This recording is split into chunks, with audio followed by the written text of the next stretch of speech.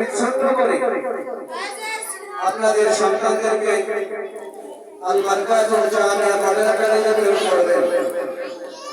আর আপনাদের সন্তান ঠিকমতো লেখাপড়া করতেছে কিনা, আপনার সন্তান কিরকম লেখাপড়া করতেছে, এজন্য আপনাদের অবশ্যই তদারকি করতে হবে।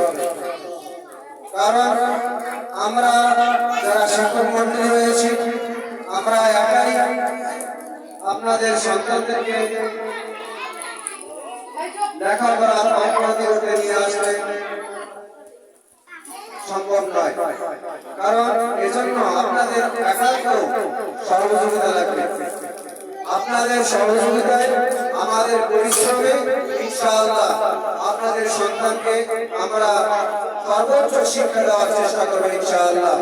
এজন্য আপনারা আমাদের এই আল মারকাজুল জামিয়া মডেল একাডেমির জন্য দোয়া করবেন এবং আমাদের শিক্ষক মন্ডলীর জন্য আপনারা দোয়া করবেন এবং আল্লাহ রাব্বুল আলামিন আমাদেরকে ধৈর্য ধারণ করে আপনাদের সন্তানদেরকে সুন্দরভাবে শিক্ষায় শিক্ষিত করে আপনার সন্তানকে আদর্শবান মানুষ হিসেবে গড়ে তোলার তৌফিক দান করেন।